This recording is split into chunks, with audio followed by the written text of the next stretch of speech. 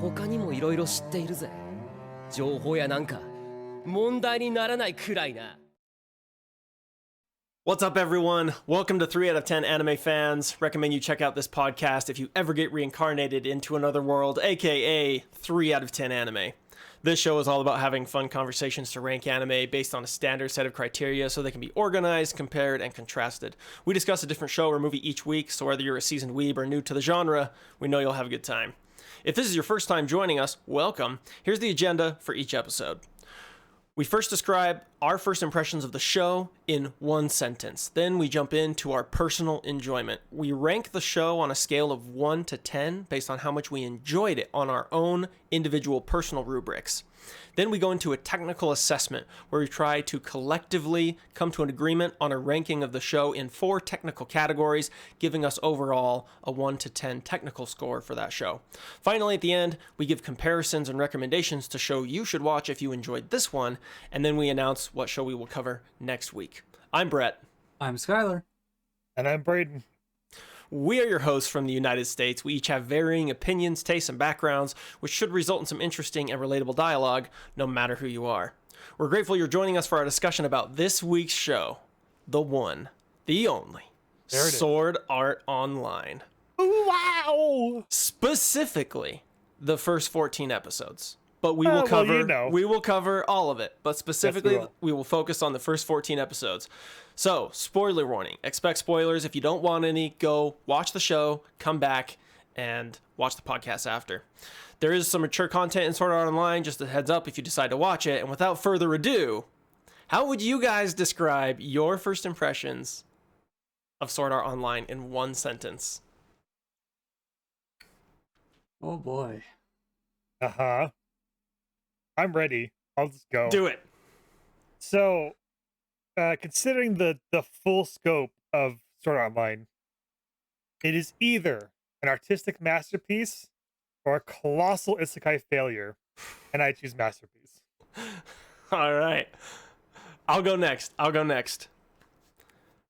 For me, my impression of Sword Art Online is a truly impactful, life-altering piece of media that changed me forever. Yeah, me too. Absolutely.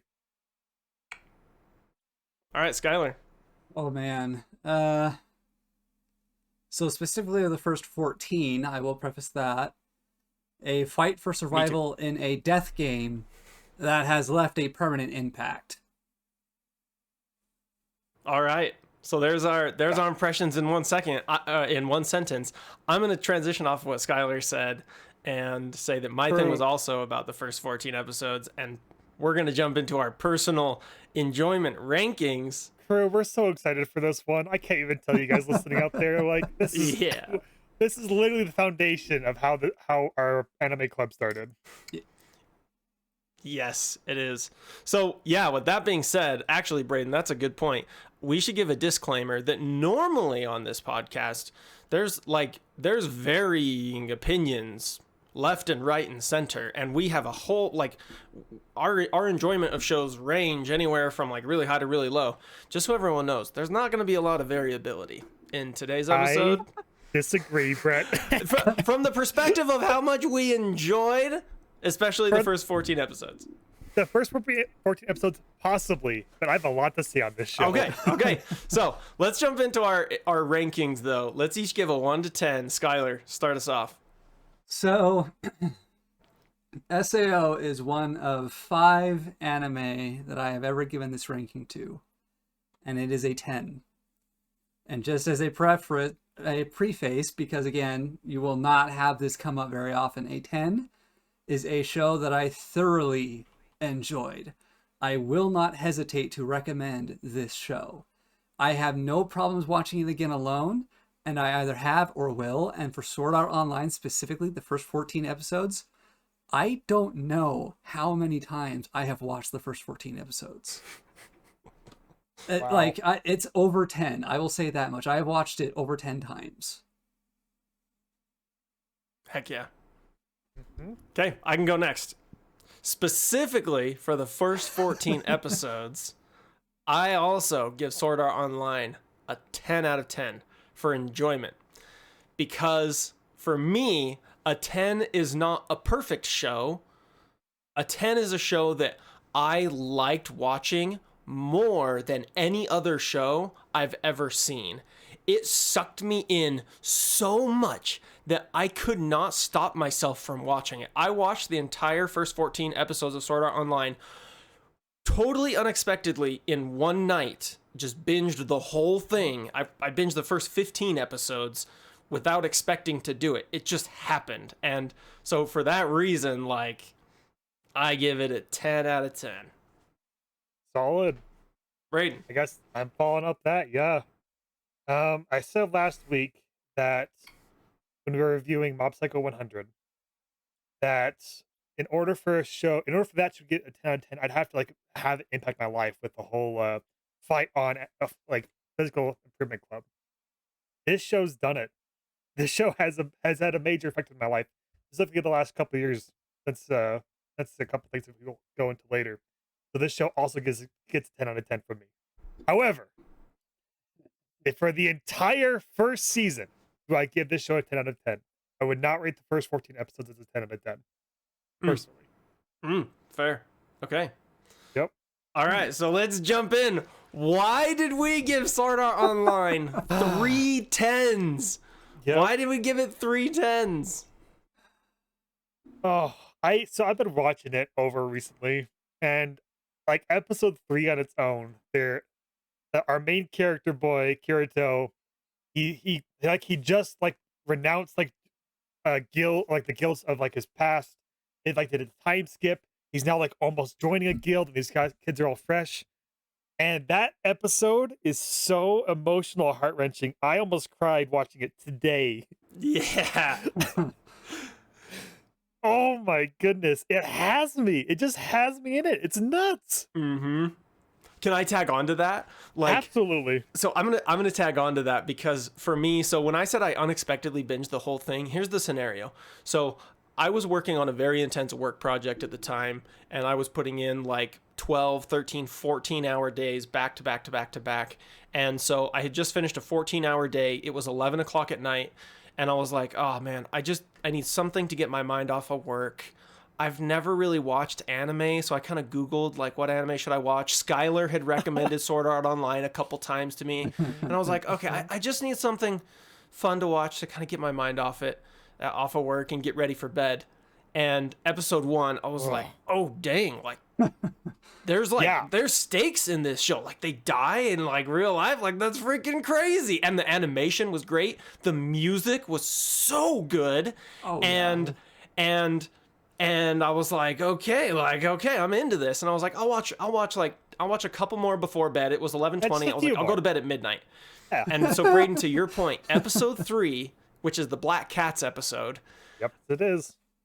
Like, as soon as they just all effing died in front of him. Yes. And I was. Yes. And then like they all die, and then he like gets the little song in the thing, and she sings him Rudolph the Red-Nosed Reindeer. I was just like, oh my gosh, this show is real, holy crap.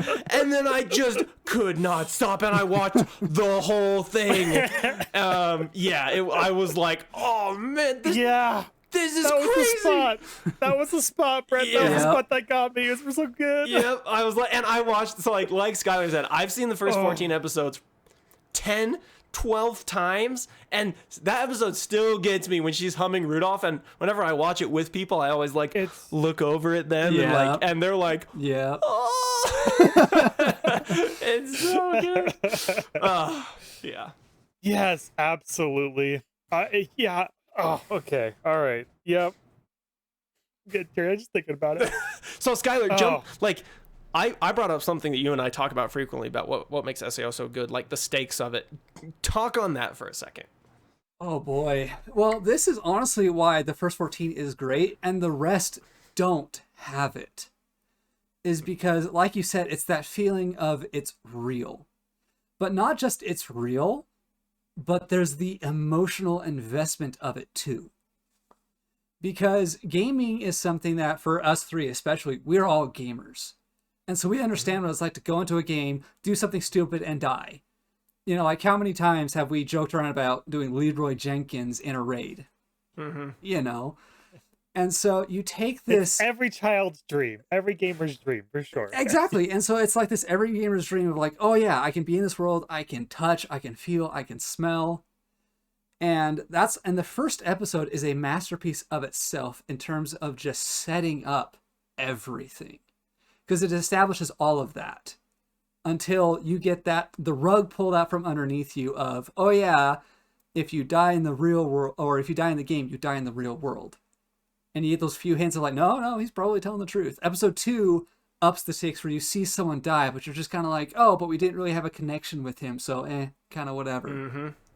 But then episode 3 is where they change it from, oh, we didn't really care about that guy anyone, to, oh, there's this girl who has extreme anxiety over dying in this game. And he promises Kirito's her that she'll be okay. Exactly. And the fact that he has lied about his identity that was kind of taken on in the second episode, everything backfires, and you just have this massive emotional blow of, no, this is real. When people die, there are people who care about them. And it's mostly these kids, these 15-year-old kids who are just getting murdered. And then and because of the whole mirror thing in episode 1, you know for a fact they are kids. You know for a fact they are small and innocent and all these things. And it's just like, oh. Okay. Exactly that. When they express emotion, you know that's the emotion they're expressing. Brayden. Yeah, I gotta talk about that girl for a second, because there's a lot that character does for the show. Oh, yeah. Okay, so episode 3, there's a one girl member of the party, and it was their vanguard player. She was supposed to be in the front line and deflecting blows so that the DPS players at the back can swap in at the right moment and mop up. And that made her so nervous. She didn't want that. Especially with her life was on the line, she didn't want that part. She just wanted to play a game. That was her intention with jumping in this video game. And there's just a bite of that I connect with so good. Because the first couple episodes set up that this is a video game. There's techniques to playing it. There's leveling up and what that means, or what items mean, or what getting all the right mobs, I think he says in the first episode, what that means and how that impacts the world. That's gamer stuff that we understand. And this girl is a gamer. She was a gamer or gamer adjacent. She was casual. She didn't want this scenario.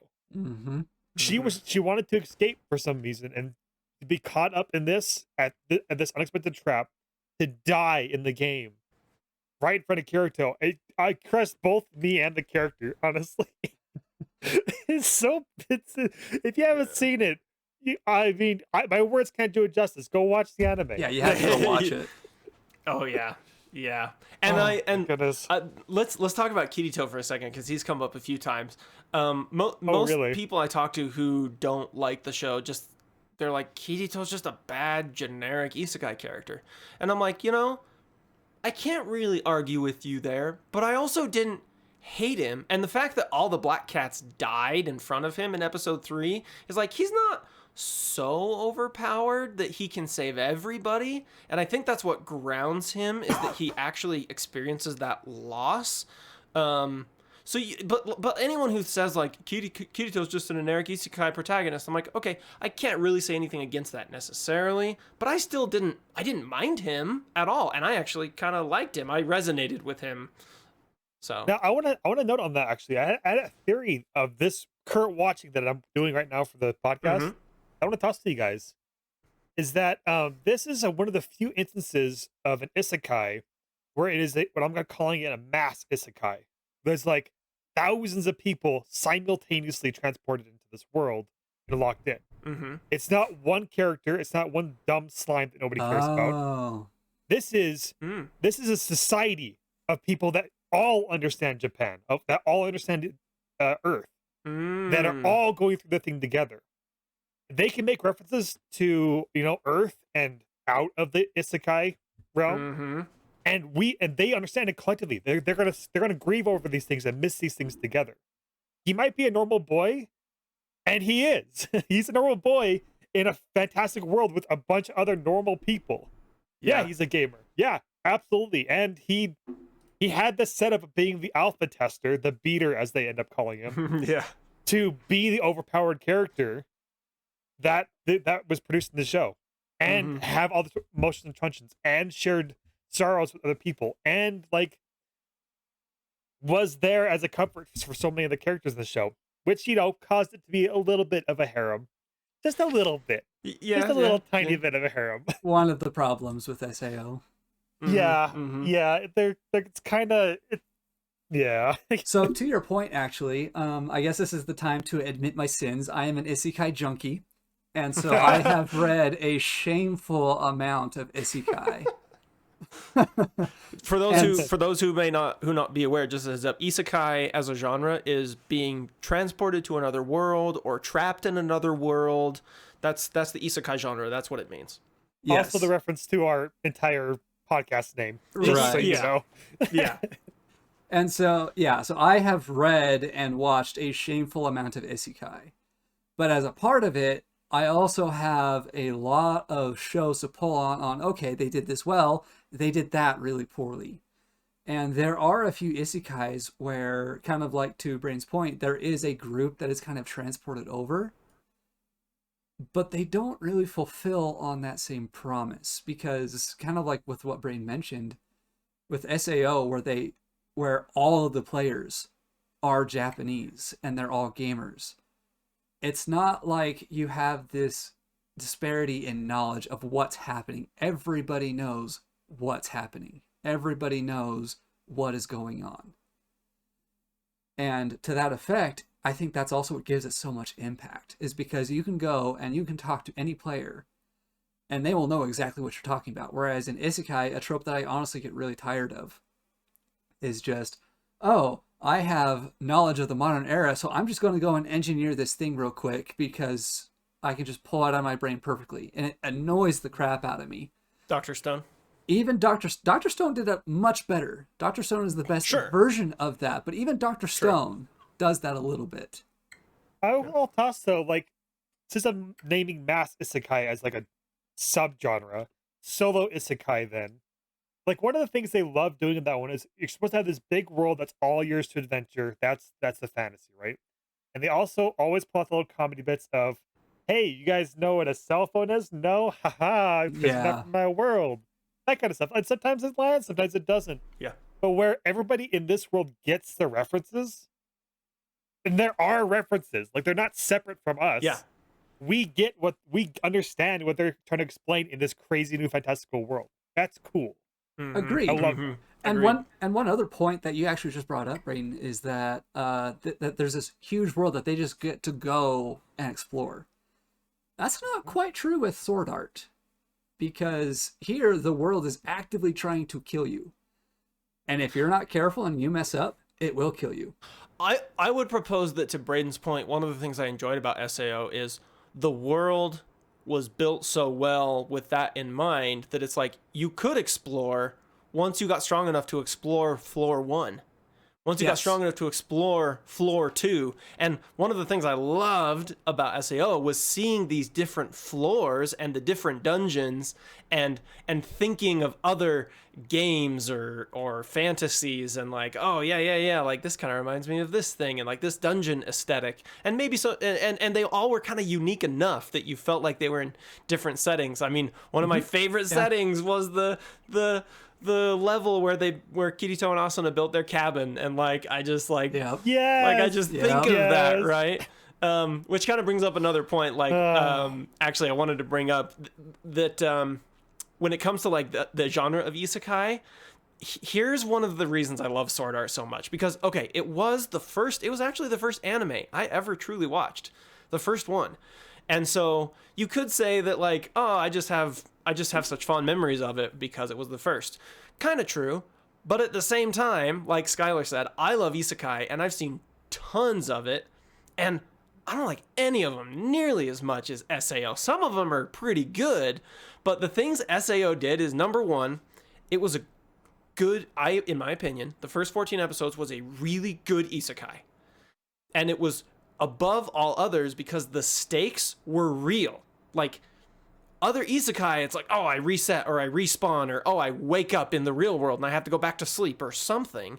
But in SAO, it tied the real world to the game so well that, like, that the stakes, the isekai part of it, but also the romance part of it. The romance part of it was genuinely a good romance story, a really good romance story. And it's hard enough for me, like, who also really loves romance. Like, me and my wife will watch a different romance anime every month. We really like them. But finding a good romance alone is kind of iffy in isekai, honestly. And finding a good romance story in another genre is even harder. So the fact that SAO did a good isekai, a good romance in the same thing was just, it was like cherry on top, whipped cream, sweetness. Mwah! Yep. Yeah. Asuna, Oh, best yeah. girl. Can't change my mind. Well, and the thing that I will add to your point is that, unlike basically every other anime, they actually get together. Yes. Like, that alone puts this really high up on my personal tier list. And also makes it not a harem Yeah, to note. Less of a harem. there's a- Yeah. but There's that's a lot of female characters that attach to our main boy here, and a couple male ones. You know, I don't judge them. I'm joking on them. I don't know what the hell this thing. Anyway, but the fact that he makes a decision, like, he's not like waffling around or like letting these people flirt on him. It's Asuna. That's his girl. Like, once they figure it out, once they go through their stuff and they lock in, it's the other characters exist and they are a little bit jealous, but there's no point and purpose in them. That's not an ongoing trope. It's done. Yep.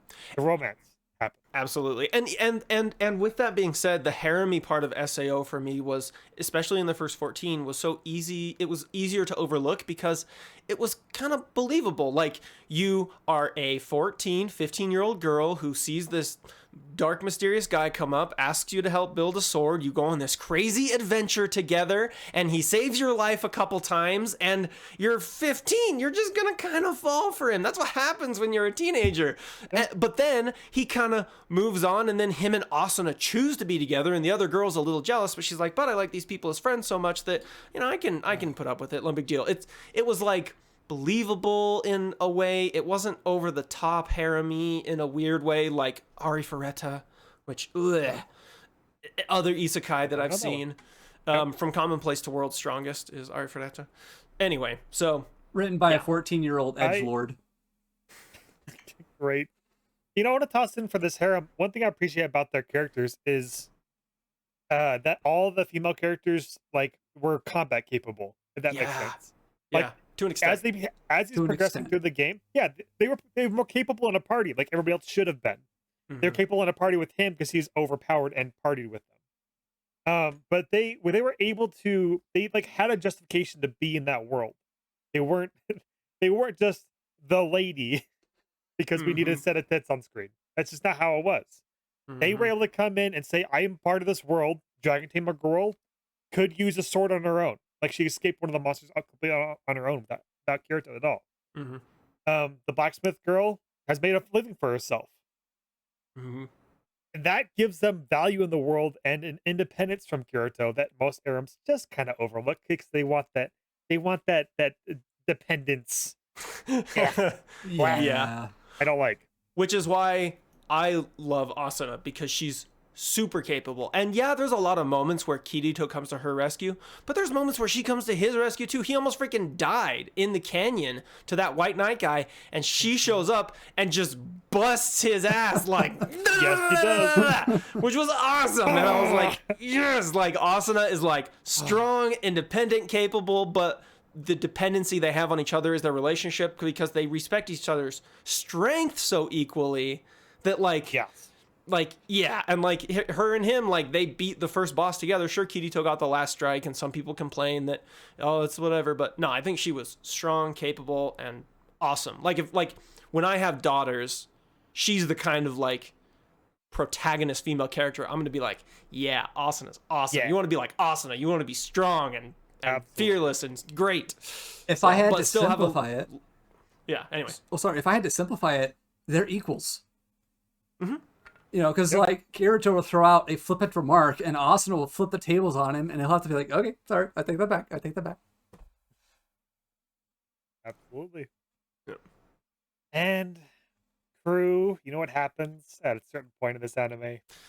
What? It keeps going. It does keep going. Wait, real quick. Wait. Couple last things on the first 14. Okay, Couple last okay. things on the first 14. Okay, Brett, I have to make a comment about the full season. Like, I have to. I know you do. No, I have to. So we I know have to you get do. there sometime. But I just Go ahead, Tom. yes, but I just want to throw out a couple All quick right. things. A Bring it couple on quick back. things. The Go side for it. characters, awesome. Do you know how many people said Aegil is their favorite character to me after they Oh, watched it? so many. He's Aegil, great. Klein, they're awesome. The music of SAO is Ooh. so good. There are parts where they repeat, where it can be repetitive, but they mostly use them as repetitive themes, and they don't overdo it. And the themes are so unique and gorgeous and so excellently recorded that, like, when I hear the SEO theme, the da da da da, like, it just gets me going. Like, oh man, the music is so good. The animation, I think, was great. It was beautiful. Like the opening sequence where the camera zooms in on the guy on the horse on the cliff, and you see Einkrad and Kirito and Klein first fighting the boars and then the wolf. The animation was so good. Anyway, I'm just throwing stuff out. Yeah, I mean, I that's. could also. Absolutely. Go ahead, Skylar. Oh no, that's all technical stuff that I was going to get to in the technical section. But yeah, absolutely. Yes. But yeah, Alright, see? some of my favorite scenes were the scenes where it was just Kirito and Asuna doing their own thing. Mm-hmm. The butter on the roll. Anyway, okay, Braden, you're right. The show does move on, and The so should show we. does move on. Let's move on. Okay. Let's talk 14 forward. We're gonna talk in agreement of some things, and then I'm gonna throw a little twist on you guys, because after the first 14 episodes, anime does not get good. No. No. It jumps off a cliff. Yeah. Like, Yes. what in the world happens? So everyone knows, to Braden's point, I vehemently hate the remainder of Sword Art Online. Okay, I've seen all of it. I've watched the whole thing because I love the first seasons, the first 14 so much. I think the second half of season 1 is not great. It's not terrible, but it's not good. It's pretty not. It's pretty bad. It's not good. And then after that, for me, the show just gets worse. And the most recent season, specifically Alicization and War of the No, Underworld. Hold up. Are you on season 3 or season 4? So he's kind of covering both of them, I'm because covering both of them Alicization together. and the Okay, Underworld are okay. kind of one and the same. But yeah, Oh, they're- okay. I haven't been keeping up. So. Yeah. So for me, Alicization and War of the Underworld are not just not good to me. They suck. I hated them. I wanted to stop watching them so bad. And I can go into details of why for those later seasons in another podcast. We'll probably do SAO, the whole thing. But the second half of season 1 that you brought up, Braden, it missed on all kinds of levels. Everything I liked about the first half just Goodness. didn't happen. Let's Yep. go into what So- those things are. I've been talking too much. Yeah, we have to go into details here too, because what happens at season 4, end of episode 14, is they beat Sword Art Online, the game, and are released back into the real world. Then, Asuna doesn't wake up. She's still at a hospital, and she still seems to be virtualized or still in the game for some reason. It's unclear. His Kirito's cousin, who he alludes to in the first part, who lives with them, who he refers to as his sister, develops this major crush on him, and it's not like where we talked about the romance of the first season. It's not handled well. And it Like, gets uncomfortable. It's Well- uncomfortable. It's not an interesting character, and Yeah. we get that, like, there's a trope there, but like it's weird how awkwardly they handled this after they masterfully handled the first 14 episodes. Go ahead, Skylar. Well, yeah, exactly that. It's just like, this is a trope, but it is one of the most annoying tropes there is. And there has been almost no anime that has handled it well, with the exception of one. It like And which even- feels the old help me step. Help me, Kirito. step bro. I'm stuck in the dryer. I'm stuck in the game. I'm stuck in the game. Help me, step bro. My VR goggles are stuck. Good call. So yeah, it's just, yes, it's a Okay. trope. It's an annoying trope. And now I'm getting to my point because it continues. Wait. Can we Um, give some more details into why season I 2? have more details I'm giving. Okay, go ahead. So before I land it, you can add anything more you see. I was because just go ahead. the second. No, go ahead. I'm gonna get into a thing. So here, hit your mark. I was just saying that like I listed out things that made the first 14 so strong for me, right? The romance, the stakes, the world building, the emotion, and in the second 14 episodes of season 1, it takes all of those things and does almost none of them. The romance, pretty much gone. Now you've got this weird cousin thing going on. The stakes, gone. You die in the game, Gone. doesn't matter. The world building, totally different world, and now everyone's a fairy. And I like, sure, okay, that's fine, I guess, but fairies aren't my thing. I mean, the music was still good, the animation was still good, but all those things that drew me into the first 14 There's more, man. weren't there, and I was just like, okay. There's I more. felt like I was how do I put this? I felt like I was drinking a soda that was delicious, and then all of a sudden I get halfway and it turns into like LaCroix, and I'm like, wait, this isn't Or like vinegar. this even. isn't what I was here for. This is kind of like, what's going on? And then yeah. To go further, you're exactly hitting the points I wanted to. In the second world, there's magic that just does whatever the crap you want it to. Like you level up, you can just like emit whatever you can imagine for. Whereas Sword Art Online was a very grounded sword fighted technicality game. Oh, And actually, again, now that you bring it up, I think, yeah, Sword Art Online is the only isekai that I'm aware of that does not have magic oh, interesting. In the first I- arc. in the first The arc. first arc, it's specifically no magic. That's what it is. Yeah, I think Yeah. They even Interesting. comment on that in the first, like Klein says, he says in episode 1, an MMORPG with no magic system, that's pretty ballsy. that's Yeah. true. I hadn't thought of that. Wow. And to say further, in the second season, you can mask your appearance to whatever you want. So you know what happens to all the female characters in that one? Boingos! Yeah. And it gets egregious and fan servicey. Whereas the first arc, they couldn't have it. You can't do that to your characters. There was 2 characters in the first arc at the very beginning that got revealed as 2 dudes that were dating each other. Wait, you're not a girl? Wait, Yep. you're not 17? What's Yep. going on? Yep. There's all of that and possibly more in the second arc. Yeah. And here's the note. Here's the devious grand design that this sent it over to the edge to me is I believe that the second half of season 1 was intentionally and equally a foil for the first part of this season. You mean the second half of season 1 was intentionally bad, Yes. is what you're correct. saying. I'm putting forward that they are making a grand note on video games. Our current world and our perception of video games are on note here. Because everything we just listed that is in the second half of this anime is our current video game tropes. They list every single type of MMOs or high fantasy games or any kind of social interactions. You get all of that stuff. All the social masking, all the magic systems, all the ingenuity to keeping your characters alive. That is all dumped in the second episode. And we hate it. And we despise it. And then this new system, this other thing over here, this like really interesting, really cool arc that changes our lives, that's none of what we play. That ain't it. There is no respawn from the severity that is that part of life. Well, I would semi-agree with that because the game that kind of comes to mind for that, and this is a game that I love and know the lore of, is Destiny 2, Yeah. and just the Destiny lore in general. Okay. Because in Destiny, like, dying is a part of being a guardian in that video game.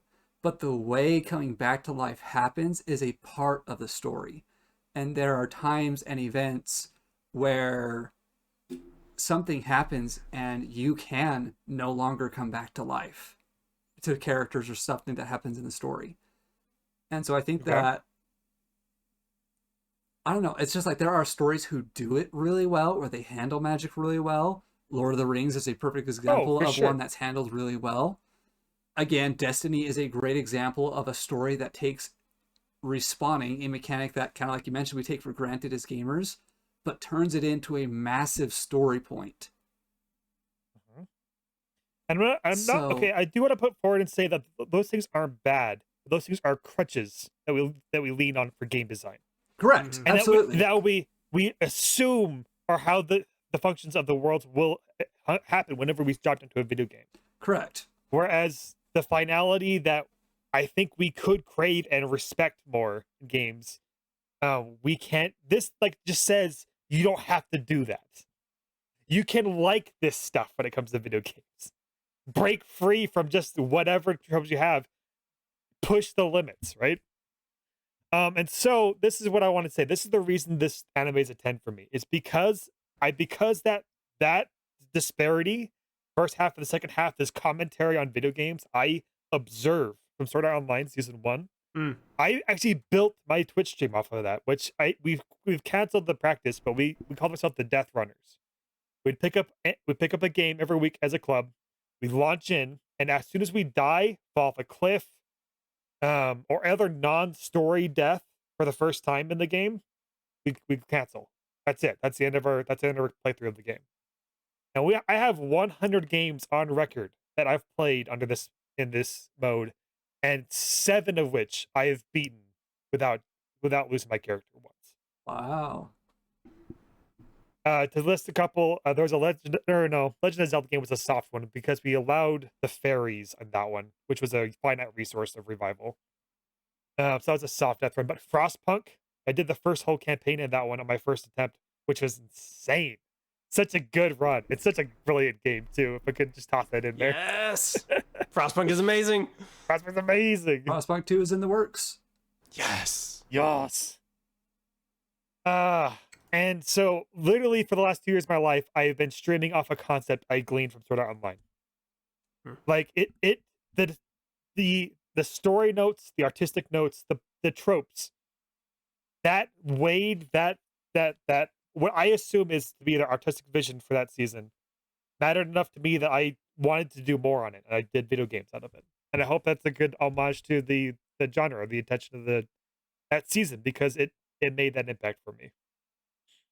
I've definitely never ever heard that opinion from anyone other than you, and I think it's beautiful and unique and interesting, and I'm super glad someone was able to appreciate the second half of that season. season? The second half of the first season. I'm glad someone was able to appreciate Because I'm not gonna say it's good. It's not enjoyable to watch by any stretch of the imagination. You can just stop at 14 episodes and just be good. Yeah. I do. Or I you tell can do it. everyone, go watch Sword Art Online right now, but stop after 14. No more. And actually, this brings up a couple points we'll talk about in technical. But I just want to throw out there, me and my wife have seen the first 14 episodes together over and over and over. And we have come up with our own ending of the show. Are you ready? Really? Are you ready for how we believe SAO, the first 14, should have ended? Are you ready for this? Absolutely. Give it to us. Okay, here's how we believe SAO should have ended. Kirito and Asuna wake up on the platform. They find each other just like they had. They sit, they have their kiss, special moment. He thought she was dead. They get to see each other, and they are watching Aincrad crumble. They meet Akihiko Kayaba, and Kayaba, they have their conversation, and he said, look, the game is falling apart. Since Kirito, you beat the game, it is crumbling. Both of you died in the game, so you have already ceased to exist in the real world. But, who's to say that a small piece of this world can't continue to exist? He fades away, they hug, the screen goes to white, and then you get the animation of like eyes kind of opening, everything's fuzzy, and it kind of flickers, and then the eyes open, and you see Asuna laying there. It's Kirito's perspective, and he wakes up, and they're both laying in the cabin, in the game world, together, and then it ends. That's the Aw. ending of SAO for us. That's what Oh, we that's think would real be nice. beautiful, because they still die, the show can end, but they end up together in a small piece of SAO that's living on some server somewhere. That's how we would end it. And that's how I think it ends when I think about the first 14. That's nice, Brett. That's real nice. Anyway. Okay. All right. We've been going on enjoyment for a while. Let's Yep. transition into our technical discussion. First, before we do that, Skylar, Braden, any last little points you want to throw out enjoyment-wise that aren't going to come up in our technical discussion too much? No, just as a reminder, besides my ranking, most of our discussion is on the first 14 episodes. So just keep that tempo on. It's so good. Just go watch it. Yep. It's Yep. honestly a shame what happened after episode 14. And for me, especially the most recent season, the whole Alicization forward to me is just a bastardization of what the show is, and to me they go against so many of the great things that were set up. Like, just really a shame. Okay, There was a couple things. If I could just toss them really quick, there was a couple things in the second season, the Gungale season, that I actually kind of appreciate, because I think they were trying to attempt another note, another like a impactful, not political, but they wanted to make a message. They wanted to say something about that's true. kind of goes to the shell. Is like we are here, but that we can also exist in the virtual world. Unfortunately, I've only seen it once or twice, in my opinion, to that from a long time ago. No, that's There's true. The think there's some Gungale interesting stuff arc there. was better than the second half of season 2, and even the second half of Yeah. season 2. Yeah. Second half of season 2. But even then, it wasn't that great It wasn't because that great. It's okay. because I actually liked the second half of season 2, the one with the girl who has AIDS, right? And, That's what I was and talking Asuna's about. connection with her. I'm not gonna lie. At the end of that arc, I was bawling Really? my eyes out. I was seriously on my couch sobbing when Yeah. the end of that arc happened.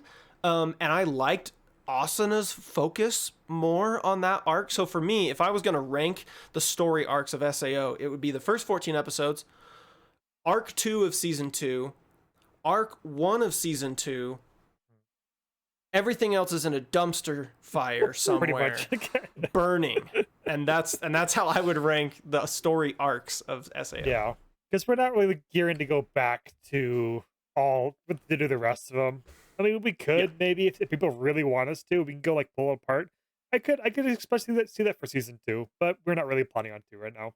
That's are a good. looking to That's a good do- point, Braden. If anyone wants us to do another SAO episode where we go over all of the seasons and we give our thoughts on everything collectively, leave a comment wherever you're listening or watching. We will read it, and if enough people want it, we'll spin up an SAO part 2. Absolutely. Although to note, we're doing the movies that are coming out, SAO Progressive. That's a completely different line. That one we are going to Yes. cover. That's going to be in a couple weeks from now. Stay tuned for that one.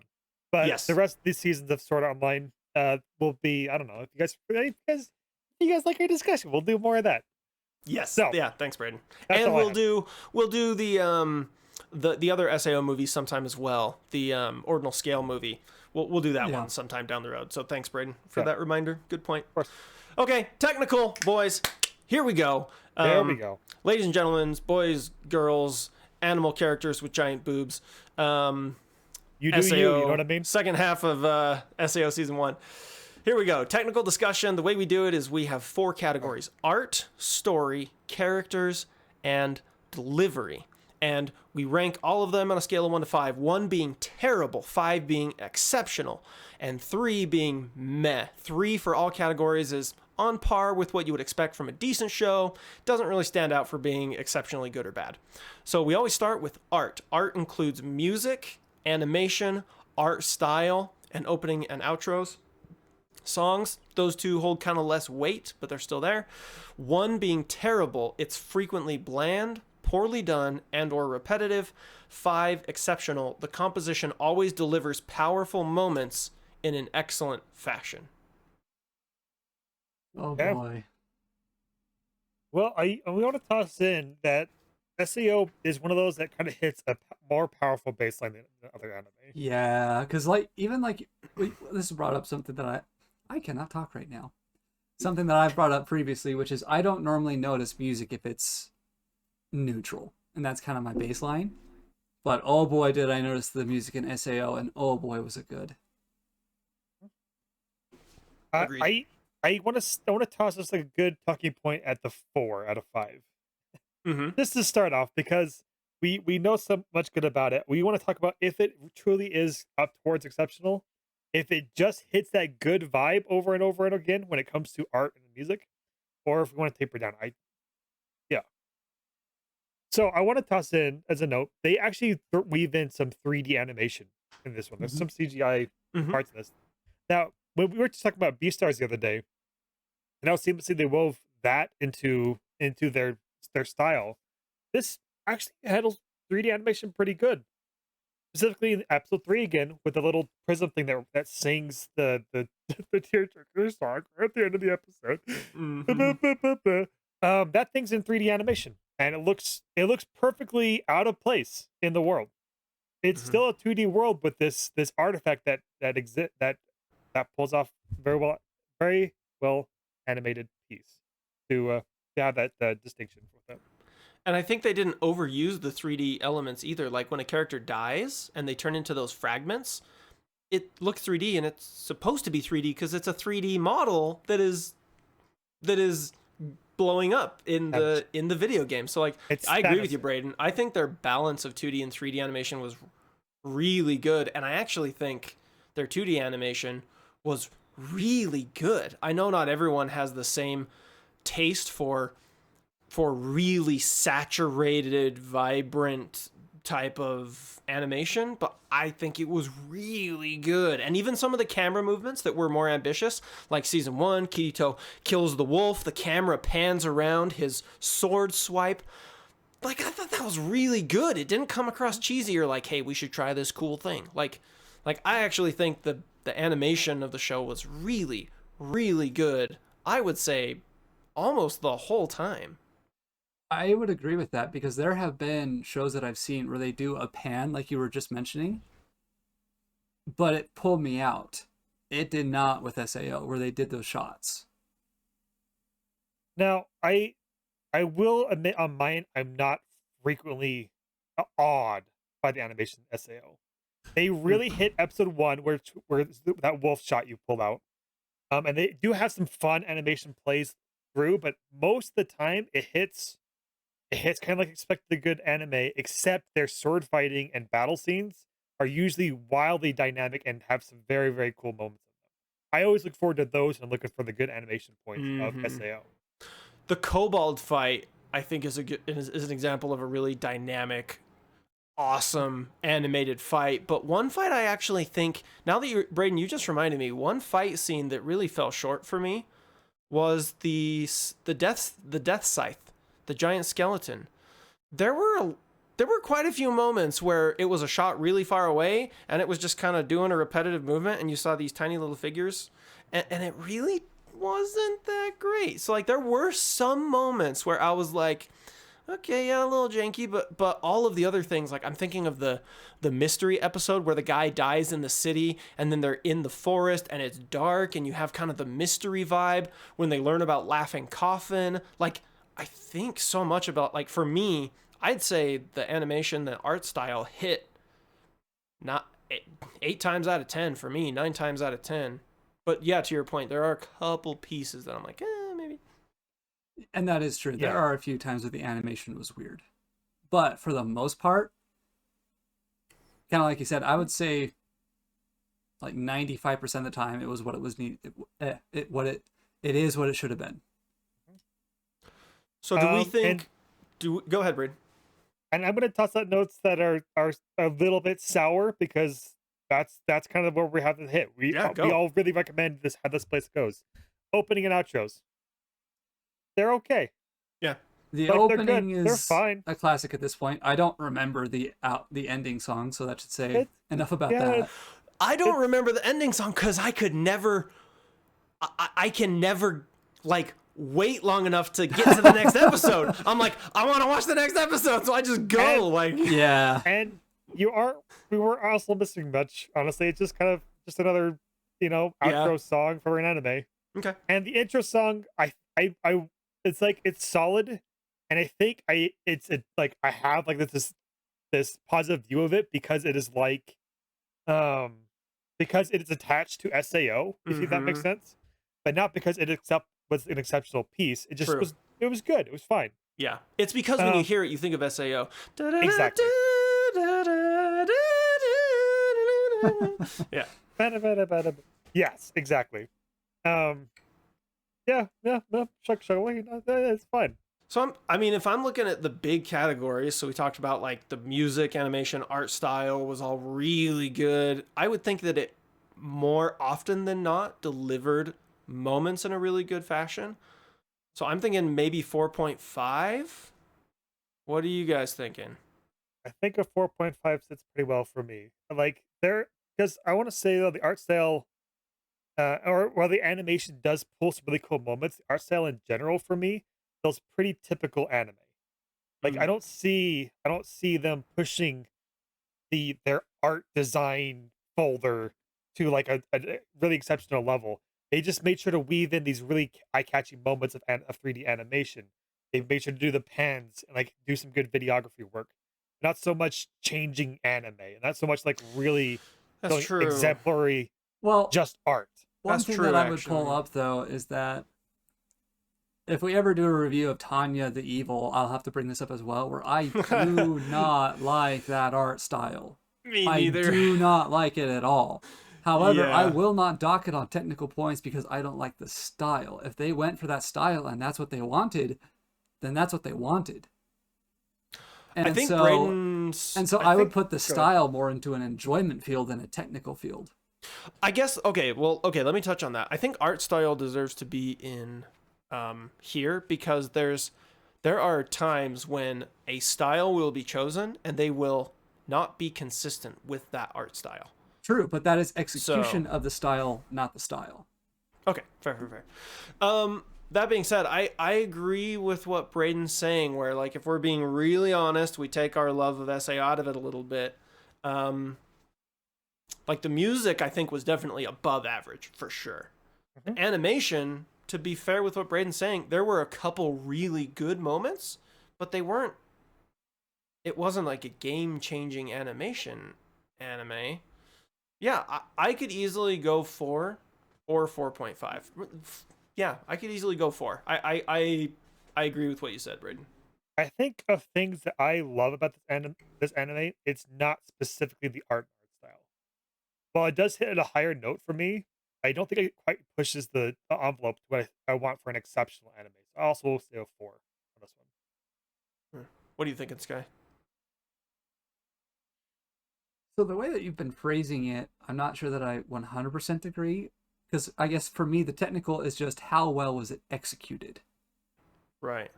not how innovative was it, what new thing did they do with technology, because sometimes, well, a lot of the times actually, if you take an old medium that you are a master of and do exceptional things with because you are a master of an old medium, then it'll be way better than someone who's using innovative new technology but does it poorly on a technical level.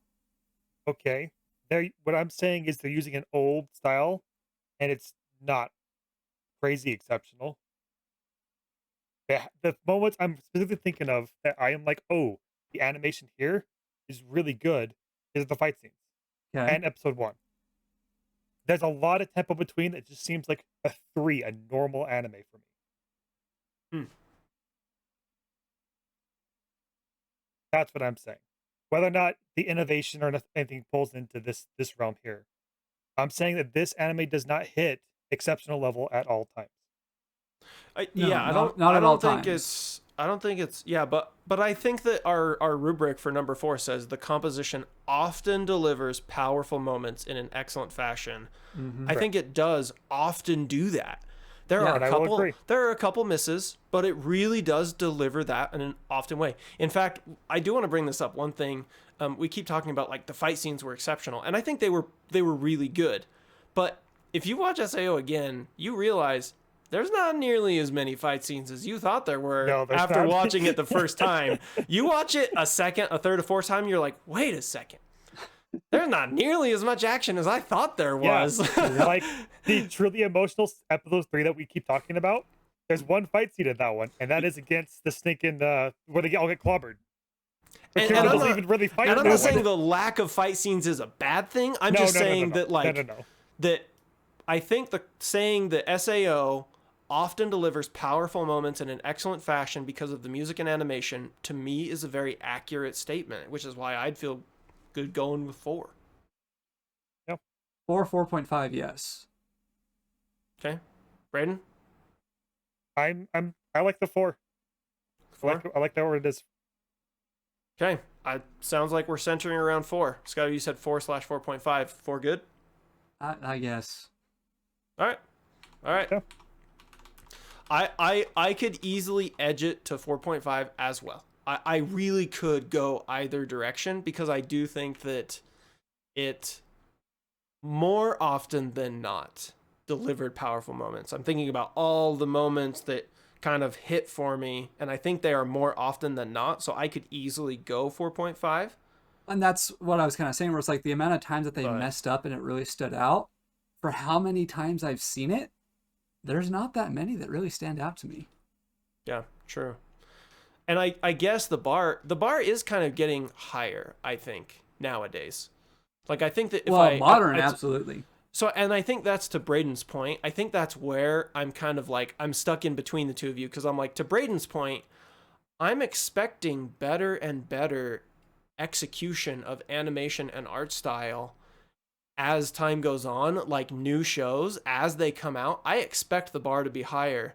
And so that means that more and more shows will be on par with what I would expect from a good show. So it kind of, it's shows are going to have a harder time getting 4s and 5s as time goes on, especially with modern anime, is what I'm trying to say. Like an example of I think a modern one that really fits this comparably is A Place Further Than the Universe, which that animation is like, I think that animation is exceptional. Or Violet Evergarden, like, holy smokes, that is Yep. exceptional. And I think if I compare Sword Art Online to either of those, I don't think it gets closer to the 4.5 realm. I think it gets closer to the 4 realm just because of what it takes to be a 5 in the modern animation world. So I just But I looked don't- it up. But I don't know. So I just looked it up. This aired 10 years ago. Oh, dang. 2012. Was it that long ago? 2012 was when Sword Art Online Yeah, first it aired. was. Okay, well, okay, you know what? we just started watching Gurren Lagann, and that was made not too long before SAO. now that I'm thinking about it, you know what? I'm kind of convinced to go to a 4.5.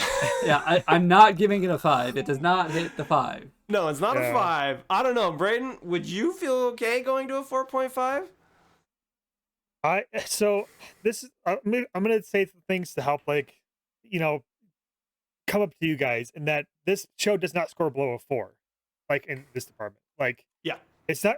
I'm sitting at 4 at a baseline, obviously like a 4.2 if I really want to eke forward. When I look at other 4.5s when it comes to art and animation, we're talking about, two very stylistic animes. So I'm having a hard time getting a good ground to really push this forward to 4.5. I'm fine doing it, but where Cowboy Bebop and Mob Psycho 100 really landed exceptional work. Hmm. Uh, And Mob, this landed some good stuff, and I'm fine with a 4. I could give you guys the 4.5 if you guys feel that strongly towards it. Especially since a lot of the notes that you guys are making, I kind of looked over. They did not stand out. I see what you mean. and Mob Psycho is fairly new, like within the last, 3 years, 5 years? Yeah, correct. And Cowboy Bebop is old. That one's old. That one's older. And I don't think age is the only thing we should base this on. No, but it's either. it's something to be accounted for.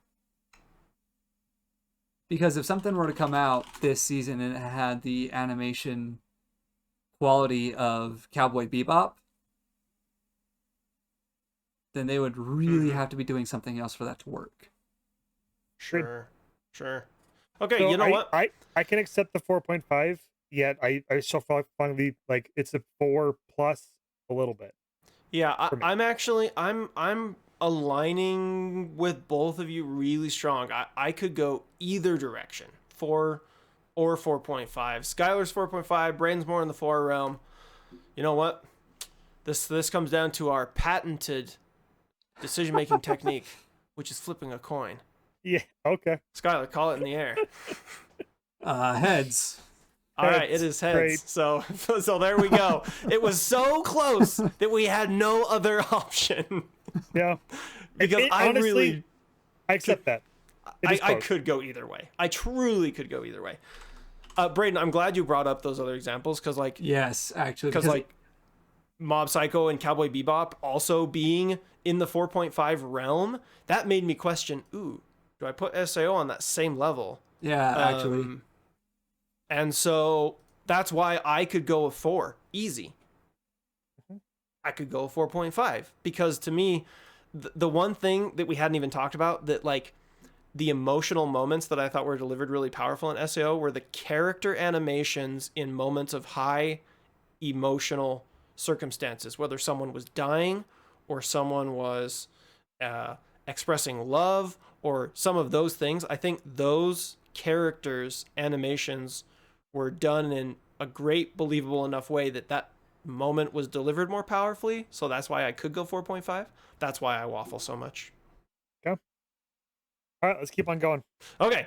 Yeah. We won't We're spend happy that with long it. on every Yeah, category. let's keep spinning. Yep. Okay. Next one is story. Story includes plot devices, tone/mood, continuity, world building, pacing, rules and systems, and tropes. 1, terrible. It was frequently nonsensical, inconsistent, boring, confusing, ambiguous, unoriginal, and disappointing. 5, exceptional. It was always consistent, well-placed, comprehensible, consummate, on point for tone and mood, and unique. Can I start with one thing? I gotta start with one thing. I have to be behind you. I gotta start with one thing because Go this will for it. impact my technical rating greatly. Okay. Okay. Or what I think the show accomplished technically. Yeah. Episode 3, Black Cats. Yep. Kirito goes and fights the crazy Santa Claus. He gets the item that lets someone revive someone in front of them if they got killed within 10 minutes. Seconds. Seconds. Yeah, sorry, within 10 Yeah. seconds. Yeah.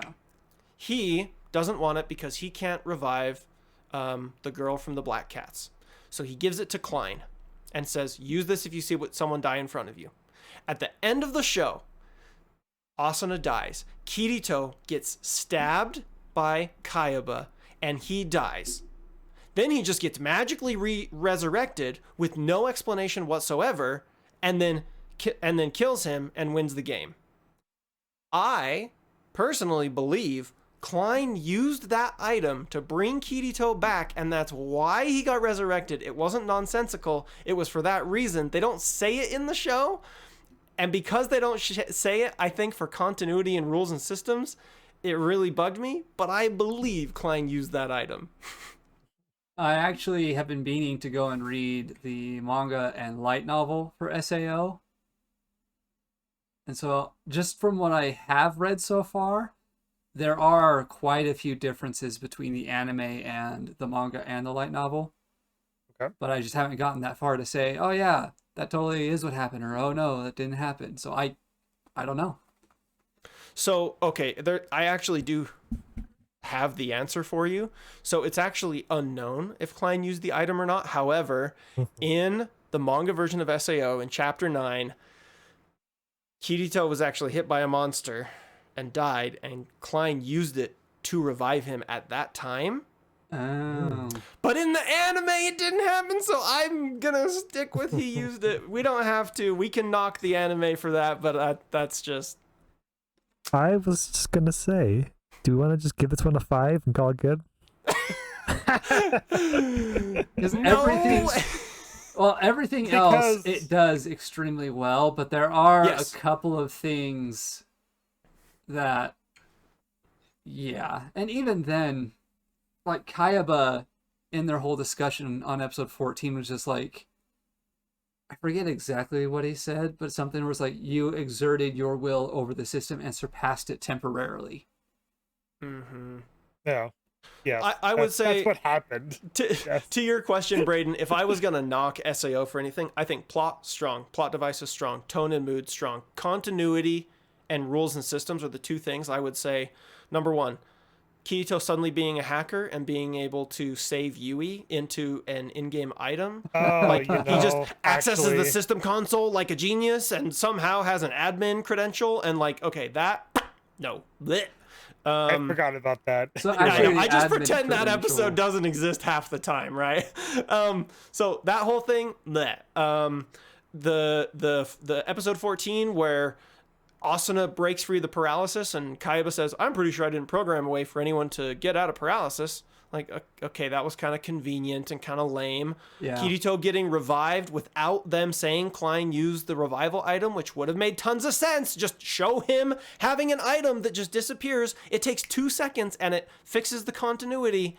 Like, so for those big three things for rules and systems and continuity, like, I think it deserves to be docked because those were just kind of out there.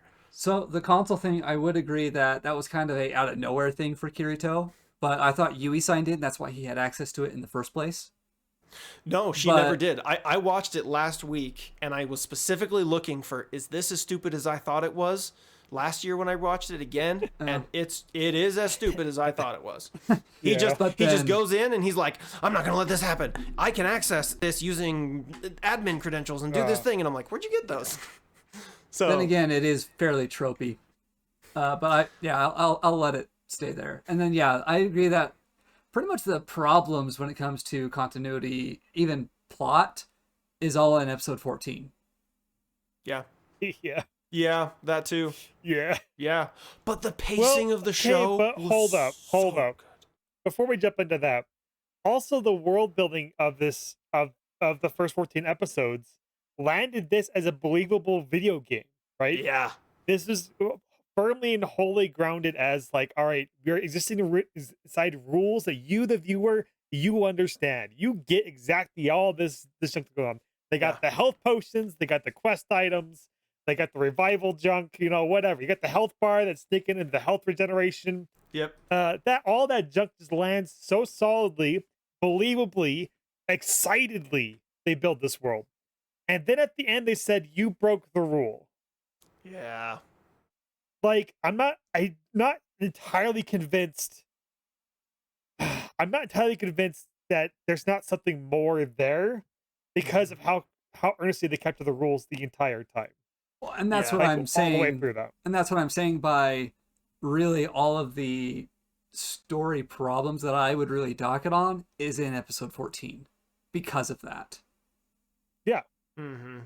And I think that alone deserves to really say this show was not always comprehensible and consistent. I'd say it was often, but everything else, the pacing, the plot, I think the pacing of SAO, brilliant. Oh, you have the brilliant. super emotional moments, the low parts. Kirito and Asuna go on their vacation, they come back. The time skips. Yep. We're Well- not egregious. They were like the first one was a little like, oh, okay, wow, we're in the future. But not even that bad. So the fact that you made this statement, when I rewatched it, I didn't realize that there were not as many fight scenes as I thought they were, tells you how good the pacing was. True. Very true. So I'm just going to throw out there, we brought up some points. Do we throw this at a 4.5 for story? I should hope so. Yeah. Yeah. Yeah. Because of episode 14 alone and just some of the It things that happen falls- there, It falls down from 5. yes, not it up falls from 4. down from 5. Okay, true. The art crept up from 4, the story fell down from 5. And I think the Yes. story of SAO is incredible. Like, Oh, truly. yeah, It is an absolutely. exceptional story, but the people who I've talked to who are like, oh, but what about this? They always bring up those things. The admin console, That's the true. ending, Asuna, they're true. like, that's just convenient and stupid. And maybe they're wanting to find a reason to dislike it because everyone likes it. Gotta be hipster. But anyway. Hey, to be fair, I don't like Attack on Titan. Yep, there you go. And Okay. that's wildly popular. Let's go to characters.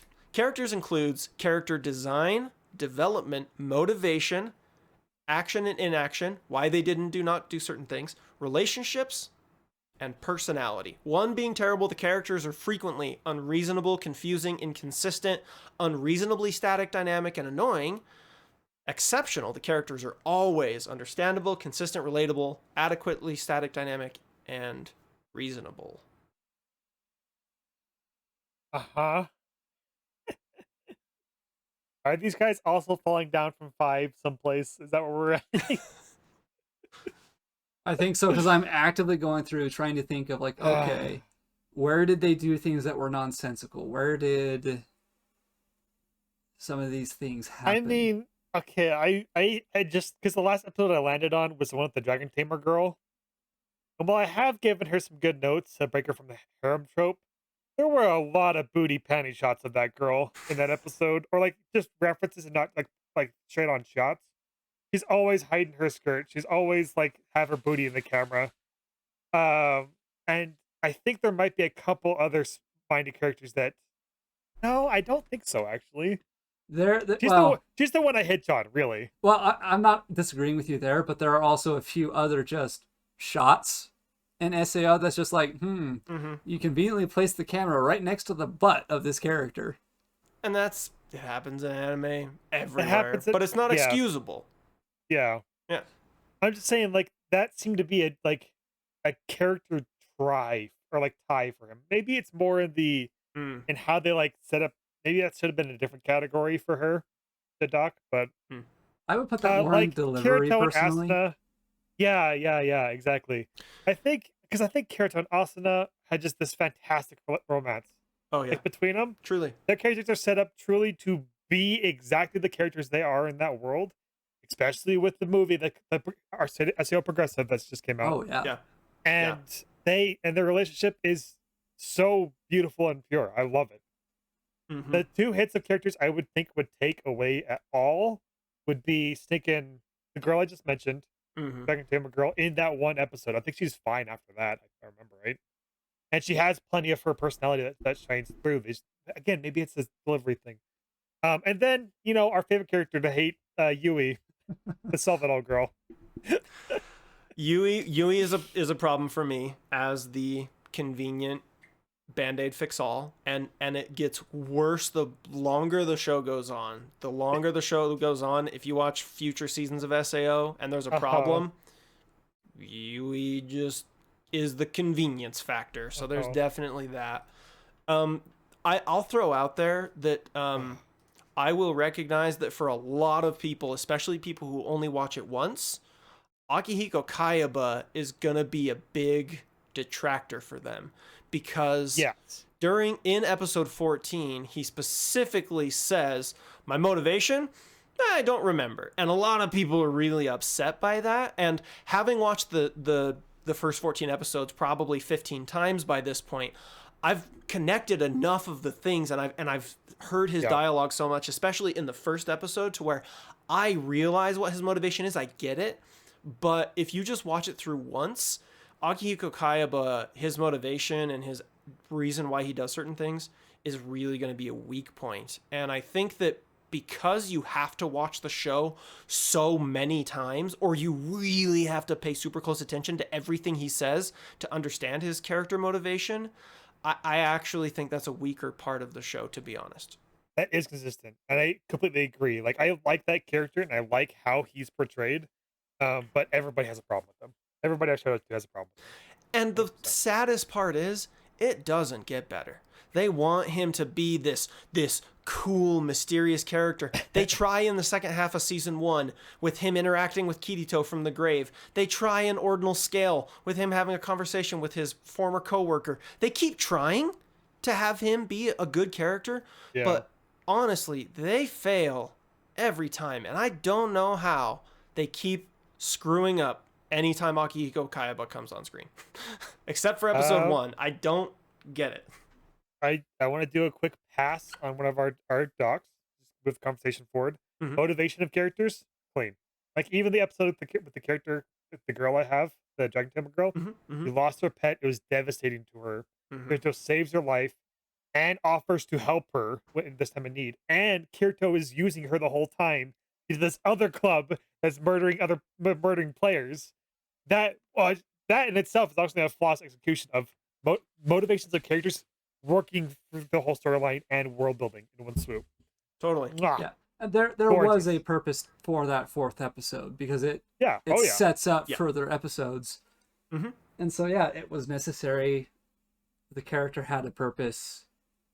Yeah, she functioned just fine, but yeah, Yui, kind of like it was Yui's the mentioned, dog. just the get out of That was jail fun. free card. Mm-hmm. And then yeah, Kayaba. And So, I want Is to it love is Kayla. it enough, crew? Is it enough to start bringing these guys down to a 4.5? Or I Are we not?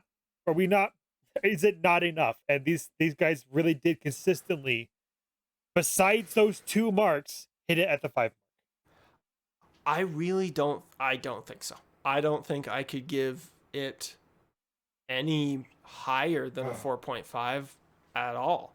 Like, I think those other characters are, especially where the character that we have the biggest problem with their motivation, action in action, and their character overall is the main or antagonist, who was the reason for SAO happening in the first place. It really, at the end of a show where you're supposed to have a good resolution, you get this weird taste in your mouth. I think that alone really, really does drag it down Yeah. to closer to 4 or 4.5 because Yeah. Because I'm thinking to our 5 rated anime when it comes to characters, IQ, right?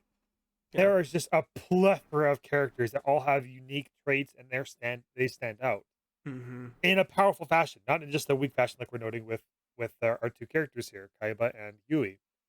And this I can't in good conscience give this one a 4 because the characters throughout this whole thing are powerful, unique. They exist well within the world, and it make us yearn for what they're yearning for. Like even the side guy Keith or whatever his name is, Klein. when he wants Klein, thank you. When he wants Kirito to stay in episode 1, he's looking on and like making a comment. Kirito, wait, don't go. And he only shows up in like 3 or 4 episodes or something like that. Mhm. The harem that's built around, or the blacksmith guy, we Egil. love these characters through and through. They are tremendously there's a tie I have for each single one of them. Well, and even to So, build off that, yeah. like even a lot of the background characters where it's just like, oh yeah, I was a network developer for the game and here's my whole story. Mhm. It's like, yeah, Mhm. that's totally believable. I follow that. I track that. Yeah, no, that's true. That's true. I was actually, Braden, going to say that for me, a weak point was actually Kirito's and Klein's relationship, because Kirito just is like standing there and he's like, oh man, if we have 4 people, it's going to be really hard to go fast. No, goodbye, see you later. And then the times they see each other in the show are just kind of like really awkward, and then Yeah. like, but Yes. that's not terrible. Like, you know what? It is good still. It is good. I'm just saying that I it could have been a little stronger, but I agree with you. It's really good. And if we go all the way to a 4.5, I could be happy there. I could be very Yeah. happy there. I don't think it deserves a 4. I think they hit the marks more often. And while they do have 2 terrible pitfalls in the first 14 episodes, it's more often than not they're landing on. So I'll be happy with the 4.5 as well. Yeah, sure. Taylor? Yep. Because yeah, I think that they hit it more often than not. But again, as we use for story, it fell from a 5. Okay. Yeah. Delivery. Delivery Another is one. the translation, the voice acting for the sub/the dub, the script, and the edit. 1 is the delivery is frequently cheesy, inappropriate, incoherent, and bland. Exceptional, the delivery is always believable, genuine, understandable, elevating, and enriching. It really pushes the whole experience of the show to the next level. So let's start with voice actors. I love starting with voice actors. Can we start with voice actors? Yeah, do it. Who have you guys seen both the sub and the dub? I have seen both sub and dub all the way through multiple times. Yeah. I have only seen subbed, but I have kind of come in or watched portions of it dubbed.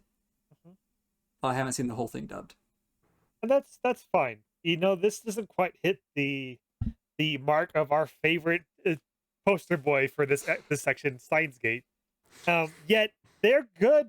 Like Kirito is kind of almost a Mob Psycho character, or whatever his name is, Mob. Mob. He's kind of a Mob character, and he hits mostly a monotone arc that has these unfluxes that land. It's not the strongest, waver I've ever heard. Mob does a better job at doing that more even out character than the Kirito voice actor does in English. But it's still notable. It's a good dub. I would take it as. Yeah, and I actually I'm gonna chime in on the sub and dub as well. So I actually watched the first 14 of SAO twice in the last 60 days. I watched it once dubbed and once subbed, and I actually watched it for the purpose of analyzing the sub and the dub to compare them side by side.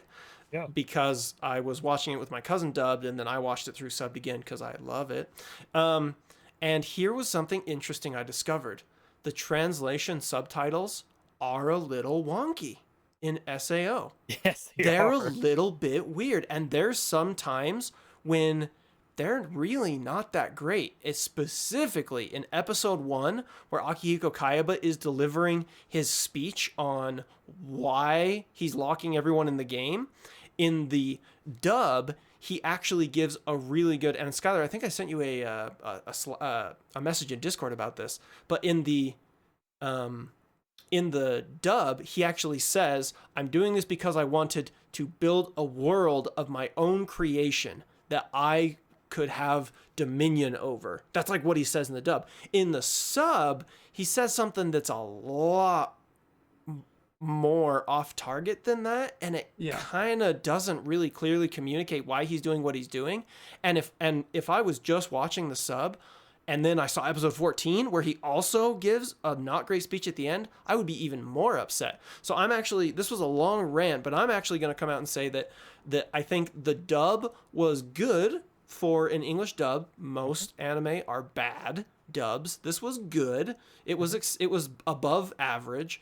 And the subtitles, I would actually say, were slightly kind of meh. The subtitles were actually not great. Sometimes, some of the things they called certain items versus what they actually called them in the dub, the subtitle kind of missed multiple times. So that's just a note from someone who's analyzed it both ways. But I was watching. I was trying to freshen up on this at work today. I was watching it in English with the English subtitles, which not a great idea because they have translation changes. And the variance is very interesting to note between the English subtitles and the English dub, and it's pretty wild sometimes. The end all result is largely the same, but there are some notes they really do miss from the dub that's not in the subtitles. So I'll have to definitely check back into that, because one thing that I noticed with the few sections of the dub that I watched is how much cursing and just language there is in the dub versus the sub. Because in the sub, they really don't curse that much. But in the process of translating it and trying to have them speaking for around the same amount of time, this is where I noticed it was they needed to add in words, and it's easy enough to just throw in additional language to spread out that time. But I don't know how endemic that is throughout the entire show. Okay. That's a fair point. I don't think it might be as much as you were remembering. It's definitely more than in the sub. Totally give that 100%. On the note of the dub though, I think what we're really starting to kind of align around is the fact that the dub is above average. The sub is maybe not as good as we were expecting. I think one thing to note with the dub is because the show is a big show, they really did go all out with the voice actors they got. So the voice actors they got for SAO and the caliber of experience they tried to get for the show, like Bryce Penbrook, Shermay Leah, I think I said that right, and then Kevin Conley. Those are all like pretty like up there voice actors. Like if Yeah. you've seen a dubbed anime, you've heard all three of those people guaranteed. Even Kirk Thornton, who did Klein, or Agiel, who is Patrick Seitz. Like if you've seen a dubbed anime, you will recognize those guys' voices guaranteed whenever you watch another dubbed anime. And I think like they actually sought out really good dub talent, which translated it to being above average dub. It still has some of the cheesiness and weirdness that dubs have, but overall I think it was better than average. Yeah, I got one more toss before I start talking about scores. Because we kind of mentioned a couple times, like that episode I have a problem with, where they're very sexualizing that little girl, the girl character. Mhm. That's not the only time they do that. No, it's not. It's not.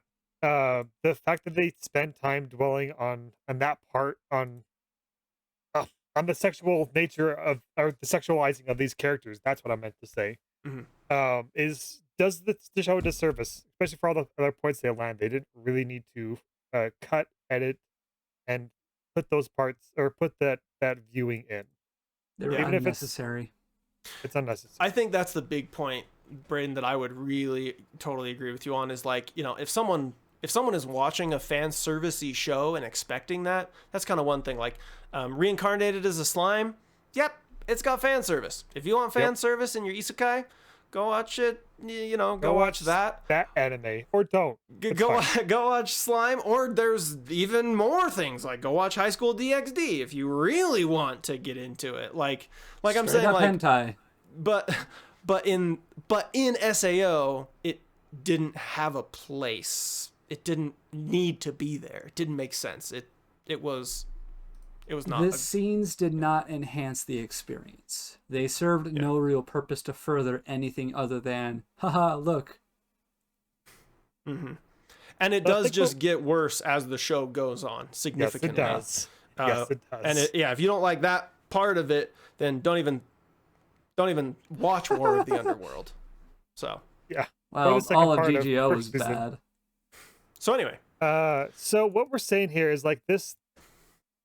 Honestly, I'm trying to see if it like falls short because we have just high expectations compared to the rest of the show, or if it falls short of other anime. If that makes sense. Because while the dub does bring up the score and generally, because it does weight like that, there's a lot of things that hit I think below average. What do you guys think? I'm thinking between a 3 and a 4. I was thinking around a 3-2 actually. I was thinking somewhere between the 2.8 to 3.3 range. So I think Like, I- 3. I think 3 would be pretty consensual then. I do too, actually. I think 3. it's definitely, this score is definitely like a honed middle of some divisive things that show does. Yeah. Not just our scores being divisive, but like it pulling with the dub, it falling with the translations. That kind of stuff is going to swing it towards the middle for us here, Yeah, which is interesting. it's kind of all over the place, and it just lands on average at the 3 mark. Yep. And to be fair, like, yeah, never mind. We've talked a lot about it. 3 it is. Yep. 3 it is. Yep. Okay. Now, all that said, Let me go put this in our spreadsheet, and while I do that, Braden, ask the Yeah. question. well, before I ask the question, let me run down really quick. Our art score was 4.5. Our story score was 4.5. Our character score was 4.5. And our ending delivery score was 3, giving us a final score of 8.25. And that is easily the highest score we've ever given any anime on this show by a whole half a point in the 8.25. It's the first one ever breached an 8. And it's also a half point above every other show, technically, that we've rated. It is. And deservedly so. And I agree that I think we could justify it. I know for a fact there's going to be a lot of people, maybe some of you listening, who disagree, and you think that SAO was not the first 14 episodes of The SAO first 14 episodes. were Yes. not technically a better technical accomplishment than Cowboy Bebop or than Mob Psycho 100. Get that. Totally get that. We've given our justification. We've given our reasons. We've walked through it. feel free to give your own thoughts down in the comments, like talk about it on our Facebook, tweet us on Twitter, like bring it at us. We're ready. We stand by it. We came to this score together, and were we maybe skewed because of our enjoyment of it? It's possible, but you know what? It's our podcast, and we're just here to have fun. So that's where And we're gonna thank land you, at. A, for saying thanks and joining with us. Viewer, you're pretty effective. You keep doing your thing. You just mention us in the comments. Go for it. Just go for it. Yeah. Yeah, you're pretty great. Go for it. Okay. Well, that gives us an incredibly high bar for any anime to get to. 3 10s and an 8.25 for technical. But let's give some recommendations. What would you guys suggest to our viewers and listeners if they enjoyed SAO? Oh, easy first toss. You have to go see Sword Art Online Progressive. Oh yeah, It's- yep. Yeah. It's the same spiel, but it's from Asuna's point of view, the main girl's point of view.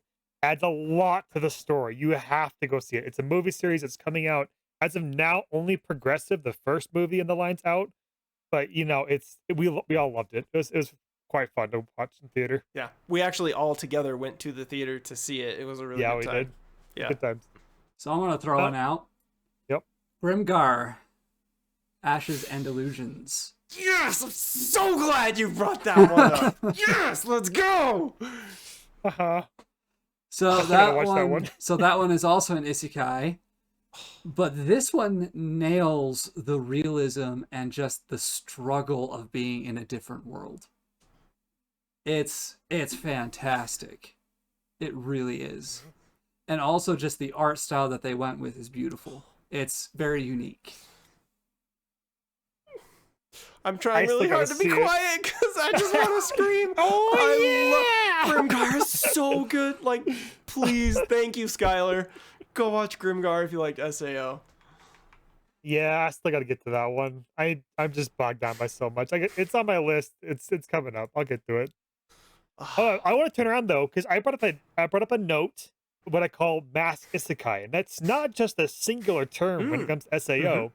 Log Horizon is also another mass isekai movie or TV show rather. And while it's not one of my favorites personally, it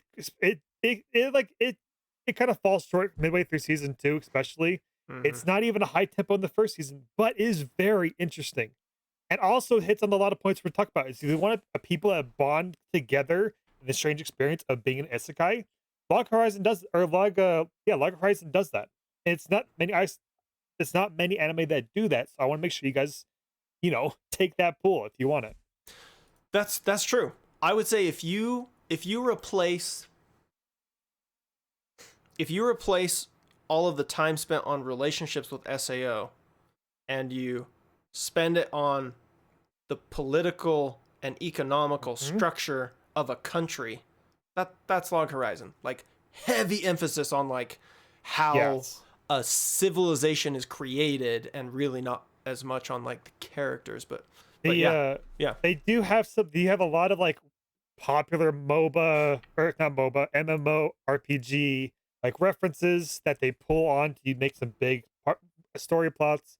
And the main character is definitely more of a L or this is highly intelligent forward character rather than an actionable character like Kirito is.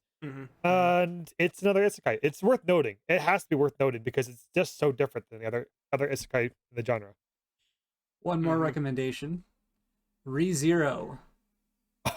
Oh yes. Starting life in another world. Please. Because, Yes. again, this is another isekai, but this one Oh. is brutal. Yeah. Let me tell you, the characters can respawn and they do not want to. At a certain point, they're not fan of it anymore.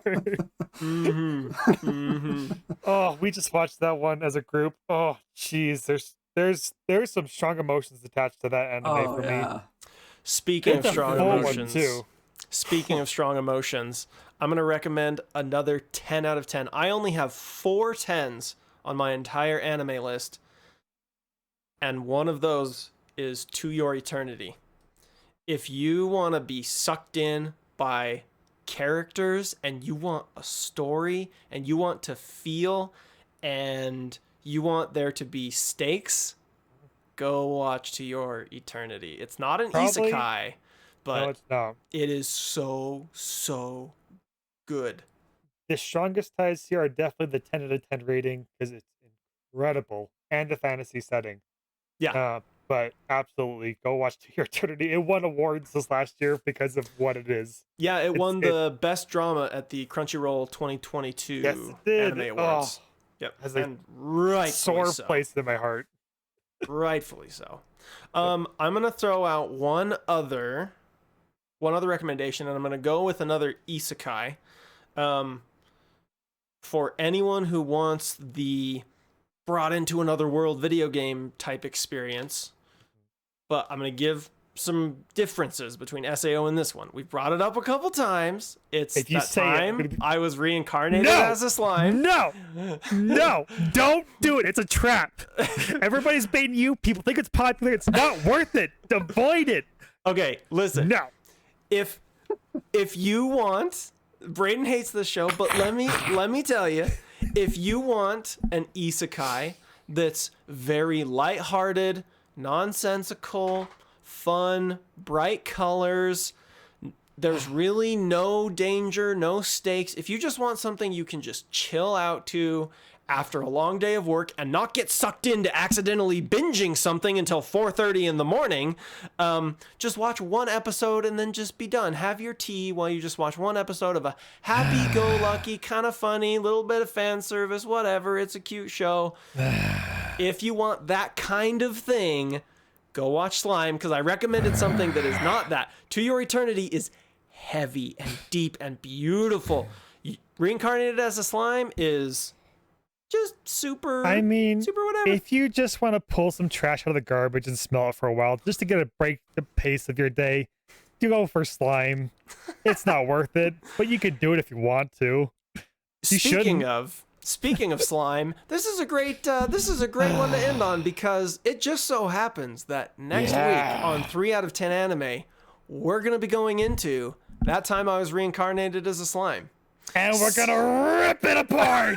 Braden's gonna rip it apart, and me and I hate Skylar that are gonna anime just so sit much. back.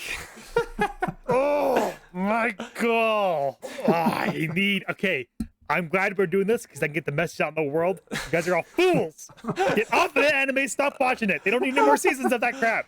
Please. I'm not saying it's a good show. I'm saying it was fun to watch. No. It's No. laid back. It's No. easy to watch. It's easy to watch. Okay, so let's stop it there. Arigato for watching, everybody. Really glad that you were here for this. Hope you enjoyed. Hot takes on here as always. Give us your thoughts in the comments. Check us out on Twitter, Facebook, Instagram, YouTube, all the places. And join us next week for what you can already tell is a spicy filled episode of 3 out of 10 Anime. Get ready for That Time I Was Reincarnated as a Slime next week. Until then, Yeah. Jane. Good night. See ya. 他にもいろいろ知っているぜ。情報やなんか問題にならないくらいな。